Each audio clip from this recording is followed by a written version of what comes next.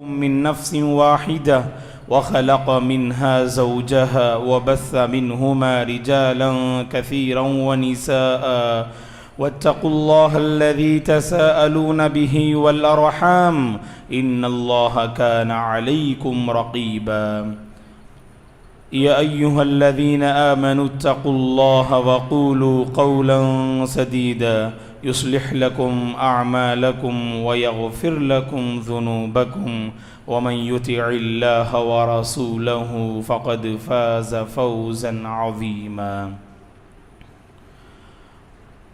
ولقد خلقنا الإنسان ونعلم ما توسوس به نفسه ونحن أقرب إليه من حبل الوريد إذ يتلقى المتلقيان عن اليمين وعن الشمال قعيد ما يلفظ من قول إلا لديه رقيب عتيد وجاءت سكرة الموت بالحق ذلك ما كنت منه تحيد ونفخ في الصور ذلك يوم الوعيد وجاءت كل نفس معها سائق وشهيد لقد كنت في غفلة من هذا فكشفنا عنك غطاءك فبصرك اليوم حديد وقال قرينه هذا ما لدي عتيد ألقيا في جهنم كل كفار عنيد مناع للخير معتد مريب الذي جعل مع الله إلها آخر فألقياه في العذاب الشديد قال قرينه ربنا ما أطغيته ولكن كان في ضلال بعيد قال لا تختصموا لدي وقد قدمت إليكم بالوعيد ما يبدل القول لدي وما أنا بظلام للعبيد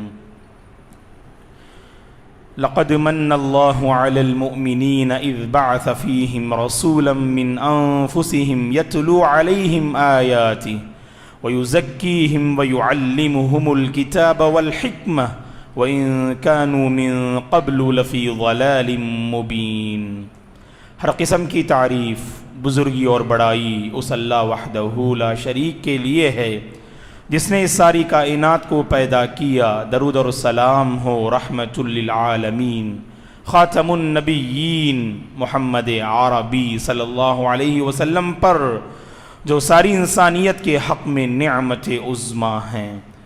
صحابہ اکرام رضوان اللہ علیہم اجمعین، تابعین، تابعین، تمام مؤمن مرد اور عورتوں پر اللہ کی رحمت اور اس کی سلامتی ہو، آمین۔ محترم بزرگوں، نوجوانوں، عزیز بچوں اور قابل احترام میری ماں اور بہنوں،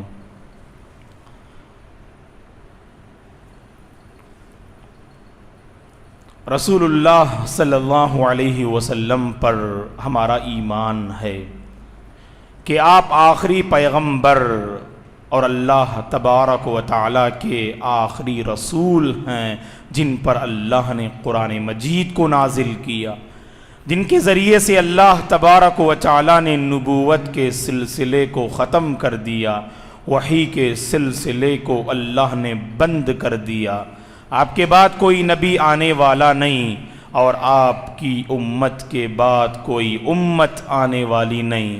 آپ ہی آخری رسول ہیں اور آپ کی امت ہی آخری امت ہے، اور انسانیت کی کامیابی اور اخروی زندگی کی فلاح و بہبودی، اخروی زندگی کی کامیابی و کامرانی اللہ نے اس نبی کی اتباع اور اس نبی پر ایمان لانے میں رکھی ہے۔ یہ بات ہم میں سے ہر ایک مسلمان جانتے ہیں۔ رسول اللہ صلی اللہ علیہ وسلم یقیناً دنیا انسانیت کے حق میں آپ کی شخصیت، آپ کا وجود، آپ کی بعثت، آپ کی رسالت ہر ناحیے سے خیر و برکت کا باعث بنی۔ رسول اللہ صلی اللہ علیہ وسلم کی بعثت، اللہ کے نبی کا نبی بنایا جانا، صلی اللہ علیہ وسلم کا آخری رسول منتخب ہونا، اس انسانیت کے حق میں سب سے بڑی نعمت جسے ہم نعمت عظمیٰ سے تعبیر کرتے ہیں۔ آپ پر ہمارا ایمان ہے تو اس کا یہ مطلب نہیں کہ صرف آپ کے ہم امتی ہیں، یا دوسرے الفاظ میں ہم کہیں کہ ہم ہی صرف آپ کے امتی ہیں۔ دوستو اس بات کو یاد رکھیں کہ رسول اللہ صلی اللہ علیہ وسلم پوری انسانیت انس و جن کے لیے نبی بنا کر بھیجے گئے. وما ارسلناک الا رحمۃ للعالمین. اور وہیں پر دوسرے مقام پر اللہ نے کہا کہ قل یا ایھا الناس انی رسول اللہ الیکم جمیعا. اے نبی آپ کہہ دیجئے کہ اے انسانوں بے شک میں تمہارا اللہ تبارک و تعالی کی جانب سے بھیجا ہوا رسول ہوں. اللہ اکبر. رسول اللہ صلی اللہ علیہ وسلم کی رسالت اور آپ کی بعثت عام ہے، اس کو ذہن میں رکھنا چاہیے. آپ کے امتی صرف مسلمان نہیں بلکہ آپ کے امتی کافر بھی ہیں، آپ کے امتی مشرک بھی ہیں، آپ کے امتی یہود و نصارہ بھی ہیں. لیکن فرق یہ ہے کہ امت کے درمیان فرق یہ ہے، آپ پر جو ایمان لائے وہ امت اجابت میں اس کا شمار ہوتا ہے، اور آپ پر جو ایمان نہ لائے کفر و شرک پر باقی رہے، یہودیت اور نصرانیت پہ اگر وہ باقی رہے تو کہا کہ اس کا تعلق امت دعوت سے ہے، امت اجابت سے نہیں. امت اجابت کا مطلب وہ امتی جس نے اللہ کے نبی کو آخری رسول تسلیم کیا اور آپ کے دین کو دل و جان سے اپنایا، یہ امت اجابت ہے جس میں ہم اور آپ شامل ہیں. فللہ الحمد والمنہ.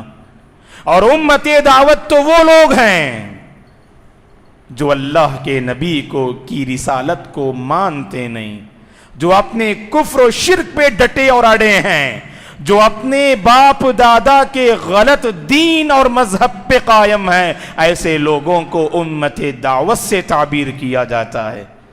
یہاں سوچنے کا مقام یہ ہے دوستو کہ ہمارے درمیان یقیناً ایک بہت بڑا فاصلہ ہے. امت اجابت یعنی بحیثیت مسلمان ہم اپنی ذمہ داری کو سمجھنے میں غافل نظر آ رہے ہیں. ہماری یہ ذمہ داری ہے کہ بحیثیت امت اجابت امت دعوت سے ہمارا واسطہ ہونا چاہیے، امت دعوت سے ہماری گفتگو ہونی چاہیے، اور امت دعوت تک ہم پہنچے اور اللہ کے نبی کی شخصیت کو ان کے سامنے واضح کرے. اللہ رحم کرے. امت اجابت یعنی ہم مسلمان کتنے ہیں جو اللہ کے نبی کو صحیح معنی میں جانتے ہیں دوستو؟ آپ کی مکی اور مدنی زندگی کو، آپ کے اخلاقی تعلیمات کو، آپ کی سچی تڑپ جو اس امت کے سلسلے میں تھی. ہم میں سے کتنے مسلمان ہیں جو اس سچی تڑپ کو جانتے ہیں اور اسے اپنے دل میں محسوس کرتے ہیں؟ بتائیے. یاد رکھیے کہ مسلمان ہونے کا یہ مطلب نہیں کہ اگر اللہ کے نبی صلی اللہ علیہ وسلم کی شخصیت پر اگر کوئی اسلام کا دشمن اگر کوئی غلط جو ہے اور نامناسب الفاظ کہیں کہ جذبات میں آ جائیں اور جذبات میں آ کر کچھ حرکت کر بیٹھیں، سمجھ لیں کہ میں اس نبی کا سچا جو ہے امتی ہوں. کہا کہ اس نبی کے بارے میں ہم مسلمان کتنا جانتے ہیں دوستو. اور یاد رکھیں جب تک نبی کے بارے میں ہم نہیں جانیں گے اس وقت تک نبی کا صحیح انٹروڈکشن اور اس دین کا صحیح انٹروڈکشن لوگوں کے سامنے کر نہیں سکتے. یہ سب سے بڑی مصیبت ہے جو آج امت مسلمہ میں پائی جاتی ہے. نبی سے محبت کا ہم دعویٰ کرتے ہیں، نبی پر ایمان کا ہم دعویٰ کرتے ہیں، اس نبی سے نسبت پر ہم فخر محسوس کرتے ہیں اور بظاہر اس نبی کے دین پر ایمان لانے کا ہم دعویٰ کرتے ہیں. لیکن جب بات آتی ہے اس نبی کے اخلاقی تعلیمات پر عمل کرنے کی، جب بات آتی ہے اس نبی کی سنتوں پر عمل کرنے کی، جب بات آتی ہے اس نبی کی تعلیمات کو امت دعوت تک پہنچانے کی، کتنے مسلمان ہیں جو اس چاپٹر میں مغفل اور غافل نظر آتے ہیں؟ اگر ہم نے اپنے نبی کو نہیں جانا تو بتائیے کہ اس نبی کی ہم صحیح معنی میں کیسے قدر کر سکتے ہیں دوستو؟ اگر ہم نے صحیح معنی میں اس نبی کی قدر نہ کی تو امت دعوت سے ہم یہ کیسے توقع رکھ سکتے ہیں کہ وہ ہمارے اس نبی کی قدرداں بن جائیں اور قدر کرنے والے بن جائیں؟ رسول اللہ صلی اللہ علیہ وسلم کی جو پاکیزہ تعلیمات تھیں اور آپ کے جو اعلیٰ اخلاق تھے جو آپ نے دنیا انسانیت کے سامنے جو آپ نے پیش کیا، امت دعوت کے ایک ایک فرد تک ان تعلیمات کو پہنچانا یہ ہماری ذمہ داری ہے دوستو. جب تک وہ اس نبی کے بارے میں جانیں گے نہیں اس وقت تک اس نبی کے وہ قدرداں ہو نہیں سکتے. یاد رکھیے آپ. اور کتنے تاریخ پڑھ کے دیکھیں آپ, اسلامی تاریخ پڑھ کے دیکھیں کہ اسلام کا جانی دشمن جس نے اللہ کے نبی کی پاکیزہ زندگی کو پڑھا وہ اللہ کے نبی کا گرویدہ ہو گیا اور اللہ کے نبی کا جو ہے یعنی اللہ کے نبی کا مدحخواہ ہو گیا اور اللہ کے نبی کی تعریف کرنے والا ہو گیا. دی 100 نامی کتاب ہم میں سے کون نہیں جانتا؟ لکھنے والا وہ شخص ہے جس کا اسلام سے کوئی تعلق نہیں تھا, لیکن اس نے اس کتاب میں دنیا کی 100 جینیت شخصیات کو اپنی کتابوں میں شامل اور داخل کرنا چاہا. وہ خود اپنے کتاب کے مقدمے میں لکھتا ہے, میں نے انسانی تاریخ کی بڑی اور عظیم ہستیوں کو میں نے پڑھا اور عظیم ہستیوں کی زندگی کو میں نے کھنگالا. وہ کہتا ہے سب سے زیادہ اگر کوئی پاکیزہ زندگی مجھے نظر آئی تو صلی اللہ علیہ وسلم کی زندگی میں مجھے پاکیزہ تعلیمات نظر آئیں اور اعلی اخلاق نظر آئے. اس لیے وہ مجبور ہوا کہ اس دی 100 نامی کتاب میں سب سے پہلے جس جو ہے انسان اور شخصیت سے اپنی کتاب کا آغاز کرتا ہے وہ رسول اللہ صلی اللہ علیہ وسلم کی شخصیت ہے. مختلف مذاہب قوموں کے رہنما اور ان کی زندگی کو اس نے اس کتاب میں ذکر کیا, لیکن سب سے پہلے جس شخصیت سے کتاب کا آغاز کرتا ہے وہ صلی اللہ علیہ وسلم کی شخصیت ہے. اللہ اکبر. اسی کو عربی میں کہا جاتا ہے الحق ما شہیدت بہ الاعداء, حق بات تو وہ ہے جس کی گواہی خود دشمن دیا کریں. آپ کے اخلاقی تعلیمات کے بارے میں آپ کے دوست اگر تعریف کرتے ہیں یہ کمال کی بات نہیں, آپ کے اخلاقی زندگی کی اگر آپ کے دشمن اگر گواہی دیتے ہیں یہ سب سے بڑی دلیل ہے اور یہ سب سے بڑی شہادت ہے دوستو, اور یہی سب سے بڑی سرٹیفکیٹ ہے. اور اللہ کے نبی کی زندگی کو جس نے پڑھا اور جس نے جانا وہ یقیناً یہ کہنے پر مجبور ہو گیا آپ کی زندگی یقیناً اعلیٰ اخلاقی تعلیمات پر فائز اور مشتمل تھی صلی اللہ علیہ وسلم کی. اور یہ جو بات میں ذکر کر رہا ہوں کہ اللہ کے نبی کو جب تک جو ہے انسان صحیح معنی میں نہیں پڑھے گا آپ کی شخصیت کو اس وقت تک آپ کے سلسلے میں صحیح تصور جو ہے قائم نہیں ہو سکتا ہے دوستو. اس کی ایک مثال میں آپ کو دیتا ہوں سیرت سے. صحیح مسلم کی حدیث ہے, امام مسلم رحمۃ اللہ علیہ نے اپنی صحیح میں اس واقعے کو نقل کیا ہے. رسول اللہ صلی اللہ علیہ وسلم نے ایک مرتبہ صحابہ کی ایک جماعت کو روانہ کیا نجد کی جانب کسی علاقے کو فتح کرنے کے لیے. جب صحابہ اکرام رضوان اللہ علیہم اجمعین اس علاقے کو فتح کرنے کے بعد جب نجد سے مدینہ واپس ہوتے ہیں تو راستے میں بنو حنیفہ نامی ایک قبیلے پر سے صحابہ اکرام کا گزر ہوتا ہے جہاں پر یمامہ کے لوگ رہا کرتے تھے. اور جو بنو حنیفہ کا سردار تھا سمامہ بن اسال جو ابھی حالت کفر میں تھے, تو بنو حنیفہ کے سردار کو مسلمان گرفتار کر لیتے ہیں اور مدینہ میں مسجد نبوی میں مسلمان اس سردار کو حاضر کرتے ہیں. جو بنو حنیفہ کے سردار تھے سمامہ بن اسال رضی اللہ عنہ, اور مسجد کے ستون سے صحابہ اکرام سمامہ کو باندھ دیتے ہیں مسجد نبوی کے ستون سے. اللہ کے نبی صلی اللہ علیہ وسلم مسجد تشریف لاتے ہیں, صحیح مسلم کی حدیث ہے, اور پوچھتے ہیں ماذا عندک یا سمامہ, اے سمامہ تمہارے پاس کیا ہے, کیا ارادہ ہے تمہارا. کہتے ہیں سمامہ جو ابھی حالت کفر میں ہوتے ہیں کہ اے محمد میرے پاس صرف بھلائی ہے, میرے پاس صرف بھلائی ہے. اور آگے کہتے ہیں سمامہ اللہ کے نبی سے یا محمد ان تقتل تقتل ذا دم وان تنعم تنعم علی شاکر, اے محمد اگر تم مجھے قتل کر دو گے نا میں تو ظالم ہوں ہی, تم نے ایک ظالم اور خونخوار کو قتل کر دیا. بس اگر تم مجھ پر رحم کھاتے ہوئے اگر تم مجھے چھوڑ دو گے, مجھ پر تم مجھے آزاد کر دو گے, تم مجھے شاکر پاؤ گے, تم مجھے شکر گزار پاؤ گے. اور تیسری بات اس نے کہی، سمامہ نے کہا کہ اے محمد اگر تمہیں مال چاہیے، میں حنیفہ قبیلے کا سردار ہوں، بس آپ کہیے میں مال اور دولت کو تمہارے قدموں میں لا کے ڈال دیتا ہوں۔ اللہ کے نبی نے تینوں باتیں سنی اور تینوں آپشن سنا، اور وہاں سے اللہ کے نبی نکل گئے صلی اللہ علیہ وسلم، اور وہیں ستون سے آپ نے انہیں باندھ کے رکھا۔ اور اگلے دن آتے ہیں اللہ کے نبی اور سمامہ کے پاس کھڑے ہوتے ہیں اور وہی سوال کرتے ہیں، ماذا عندک یا سمامہ، تم کیا چاہتے ہو، تمہارے پاس کیا ہے اے سمامہ؟ اور سمامہ کا وہی جواب ہوتا ہے، میرے پاس تو بھلائی ہے، اور جو کل انہوں نے باتیں کہیں وہی باتیں وہ دہراتے ہیں، اگر تم مجھے قتل کرو گے، تم نے قاتل اور ظالم کو تم نے قتل کیا، اگر تم مجھے معاف کر دو گے تم مجھے شاکر پاؤ گے، اگر تمہیں جو دولت چاہیے، مال چاہیے تو مانگو، جتنی دولت چاہے تمہارے قدموں پہ لا کے میں ڈال دیتا ہوں۔ اللہ کے نبی سن کر وہاں سے نکل جاتے ہیں، اور اگلے تیسرے دن اللہ کے نبی آتے ہیں سمامہ کے پاس، پھر وہی سوال کرتے ہیں اور سمامہ کا وہی جواب ہوتا ہے۔ اس کے بعد اللہ کے نبی صحابہ سے کہتے ہیں کہ اطلقوہ، کہ سمامہ کو آزاد کر دو، رسیاں کھول دو، وہ اپنے قبیلے چلے جائیں۔ اللہ اکبر، یہاں غور کرنے کا مقام ہے۔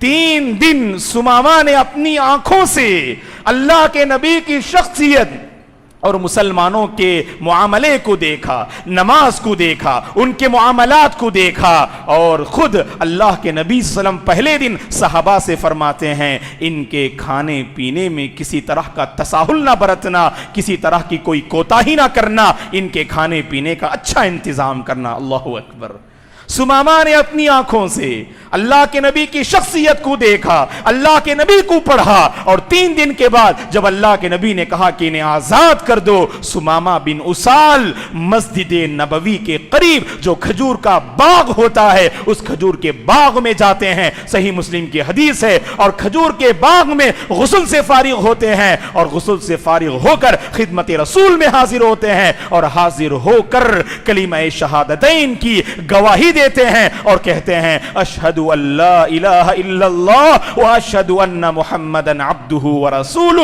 یہ کلمے کا اقرار کر کے اسلام میں داخل ہوتے ہیں۔ اور اس کے بعد جو آپ جملہ کہتے ہیں وہ تاریخ کے سنہرے الفاظ میں لکھنے کے قابل ہے دوستو۔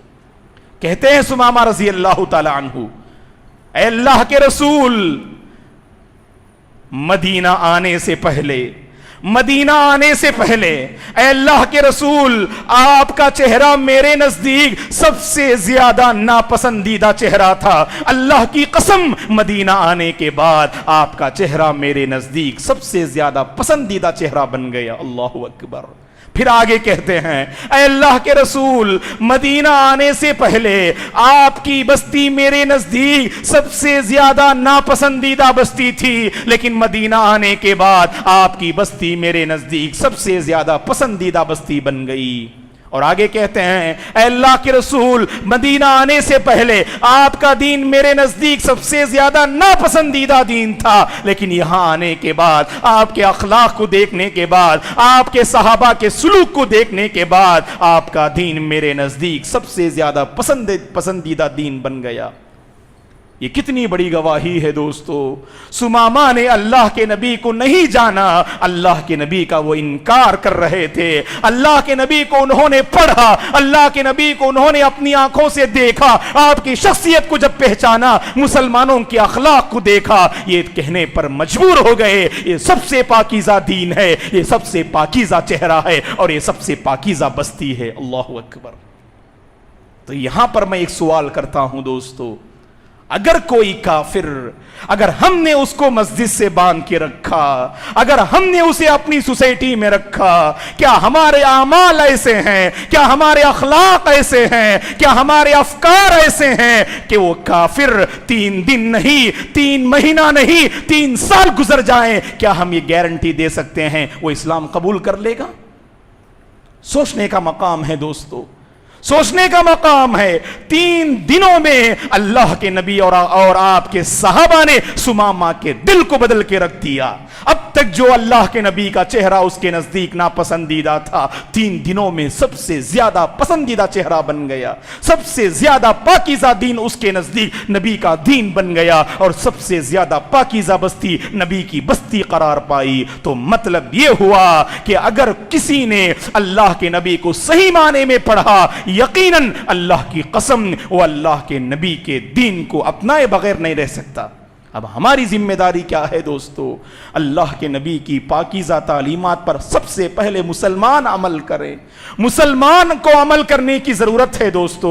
ہماری زندگی کا ایک ایک حصہ یہ گواہی دے کہ ہر معاملے میں ہم نبی کی سنت کو اپناتے ہیں، نبی کی پاکیزہ تعلیمات کو ہم اپناتے ہیں، اس نبی کے ہم قدرداں ہیں۔ ہم اپنے عمل سے اس کو ثابت کرنے کی ضرورت ہے دوستو، ورنہ ہماری زبان، ہمارے معاملات، ہمارا طرز زندگی اور ہماری سوچ گواہی دیتی ہے کہ اسلام اور دین محمد سے ہمارا کوئی رشتہ ہی نہیں۔ اور جب تک مسلمان اس معاملے پر غور و فکر نہ کریں، اس وقت تک یاد رکھیے ہم اس نبی کے سلسلے میں صحیح تصور دنیا انسانیت کے سامنے پیش نہیں کر سکتے۔ جانیے دوستو اپنے نبی کو، کتنے محسن تھے ہمارے نبی صلی اللہ علیہ وسلم، کتنے درد مند تھے اور کتنے فکر مند تھے۔ صرف ہمارے سلسلے میں نہیں، پوری انسانیت کے سلسلے میں آپ درد مند تھے دوستو۔ اتنے درد مند رب ذوالجلال کو کہنا پڑا، اے نبی آپ فکر کرنا کچھ کم کیجئے، ہلکا کیجئے۔ ایسا لگتا ہے کہ لوگوں کے سلسلے میں فکر کرتے کرتے آپ اپنی جان کو ہلاکت میں ڈال لیں گے۔ اللہ کی قسم تاریخ میں ایسا کوئی درد مند انسان نہیں گزرا دوستو، ایسا کوئی درد مند انسان تاریخ میں نہیں گزرا۔ رسول اللہ صلی اللہ علیہ وسلم اپنی امت کے سلسلے میں بہت ہی درد مند تھے، وہ امت اجابت ہو یا امت دعوت ہو، آپ پر ایمان لانے والے ہوں یا آپ کا انکار کرنے والے ہوں، سب کا آپ نے بھلا چاہا، سب کی آخرت آپ نے چاہی، سب کی زندگی میں آپ نے بہتری چاہی۔ ایسے محسن انسانیت پر اگر آج کے دشمن اگر وار کرتے ہیں، آپ کی شخصیت کے سلسلے میں اگر نامناسب الفاظ کہتے ہیں، یقیناً یہ ہمارے ایمان کو جھنجھوڑ دینے والی باتیں ہیں۔ ہم خاموش نہیں رہیں گے، اس نبی کا ہم دفاع کریں گے، اس نبی کی تعظیم کرنا، اس نبی پر ایمان لانا، اس نبی کی پاکیزہ زندگی کو دنیا انسانیت کے سامنے پیش کرنا، یہ ہر مسلمان کی ذمہ داری ہے۔ ایسا نہیں سوشل میڈیا میں ہم نے دشمنان اسلام کی باتوں کو سنا، دشمنان اسلام کی نامناسب باتوں کو اس نبی کے سلسلے میں سنا، بس خاموش رہ گئے، ویڈیو بند کر دیا۔ کہا کہ نہیں، اب ہماری ذمہ داری ہے کہ ہم دنیا انسانیت کے سامنے اس نبی کی صحیح اور پاکیزہ زندگی کو اپنے عمل سے، اپنی زبان سے، اپنی سوسائٹی سے پیش کرنے کی ضرورت ہے کہ سب سے زیادہ اگر کوئی تاریخ میں اگر کوئی پاک باز انسان گزرا ہے وہ رسول اللہ صلی اللہ علیہ وسلم ہیں دوستو۔ کتنے با کمال تھے آپ، کتنے با اخلاق تھے آپ۔ آپ کی تعلیمات انسانیت کو صحیح راہ پر لانے کے لیے کافی ہیں دوستو۔ کتنی پیاری تعلیمات ہیں آپ کی۔ دوسروں کو تکلیف نہیں دینی چاہیے، دوسروں کے لیے رحمت کا سبب بننا چاہیے، پڑوسیوں کا خیال کرنا چاہیے، مل جل کے رہنا چاہیے، رشتہ داروں کے ساتھ حسن سلوک کرنا چاہیے، اپنی کوئی ضرورت ہو لیکن اپنوں کا خیال کرنا چاہیے، اپنی بھائی کی ضرورت کا خیال کرتے ہوئے کبھی اپنی ضرورت کو چھوڑنی چاہیے، مصیبت زدہ کی مصیبت میں کام آنا چاہیے، تکلیف میں مبتلا انسان کی تکلیف کو سمجھنا چاہیے۔ یہ سب وہ پاکیزہ تعلیمات ہیں، اگر امت مسلمہ نے اگر ان تعلیمات پہ عمل کرنا اگر عمل کرنا شروع کر دیا، اللہ کی قسم اسلام میں لوگ جوق در جوق داخل ہونا شروع ہو جائیں گے۔ ہمارا تو اس نبی کی تعلیمات سے اس قدر دور کا رشتہ ہے، اس نبی کی تعلیمات سے ہمارا اس قدر دور کا رشتہ ہے۔ اگر کوئی ہم سے گفتگو کرنے کے لیے غیر مسلم آئے، اگر تھوڑی دیر گفتگو کرے، ہماری زبان میں جھوٹ، خیانت، دھوکہ دہی ایسی جو ہے گندی چیزیں ہوتی ہیں، پھر وہ پناہ مانگتا ہے مسلمان سے، پھر وہ قریب آنا بھی نہیں چاہتا۔ اپنے اخلاق کو سنوارو دوستو، اپنے اخلاق کو نبی کے اخلاق پہ جو ہے لانے کی کوشش کرو، اپنی زندگی کو نبی کی زندگی پہ لانے کی کوشش کرو، اور اپنی زندگی کو نبی کی سنتوں پہ گزارنے کی کوشش کرو۔ ہماری زندگی کافی ہے دنیا انسانیت کے سامنے پیش کرنے کے لیے کہ سب سے زیادہ پاکیزہ قوم اس دنیا میں اگر کوئی ہے تو اس نبی پر ایمان لانے والی قوم یعنی مسلم قوم ہے۔ اگر دشمنان اسلام نے اگر نبی پر، اگر مسلمانوں پر، اسلام پر، قرآن مجید پر اگر کوئی اعتراض بھی کیا، پوری دنیا والے ہمارا سپورٹ اور ساتھ دیں گے کہ نہیں میرے بھائی، مسلم قوم کے اندر جب اتنی اچھائیاں ہیں وہ قوم کیسے دوسروں کے لیے یقیناً باعث زحمت ثابت ہو سکتی ہے۔ تو اس معاملے کو سمجھنے اور سوچنے کی ضرورت ہے دوستو، اور یاد رکھیں سنت کے حوالے سے خاص کر ہمارے اندر ایک معاملہ یہ پایا جاتا ہے، بہت افسوس کے ساتھ یہ کہنا پڑتا ہے، اللہ کے نبی کی بہت ساری تعلیمات کو ہم جانتے چھوڑ دیتے، کیوں؟ یہ سنت ہے نا مولوی صاحب، کرنا ضروری ہے کیا؟ فرض ہو تو بتائیے، واجب ہو تو بتائیے، سنت ہے۔ سنت کی جب ہمارے دلوں میں کوئی اہمیت نہیں ہے، جو کہ ہم دعویٰ کرتے ہیں اس نبی پر محبت کا، بتائیے کہ غیر مسلم کے دل میں اس نبی کے سلسلے میں کیا عظمت ہوگی دوستو؟ پہلے دلوں میں اس نبی کی جو ہے عظمت کو بٹھائیے، اس نبی کی ایک ایک سنت کو اپنانے میں فخر محسوس کیجئے، اس نبی کی سنت کو دل و جان سے قبول کیجئے، اس نبی کے فیصلے سے راضی ہو جائیے، اس کے بعد دیکھیے کہ ہماری زندگی کافی ہے اس نبی کی صحیح تصویر کو لوگوں کے سامنے پیش کرنے کے لیے۔ تو میری یہ گزارش ہے، ہماری ہمارے ہر مسجد میں سیرت نبوی کا پروگرام ہونا چاہیے دوستو۔ بہت بڑی کمی ہے اس کی آج کہ بعض مساجد ہیں، اللہ جزائے خیر دے، وہاں سیرت کے حوالے سے ماشاءاللہ ایک بیداری ہے، ہفتہ واری پروگرام پابندی سے کرتے ہیں،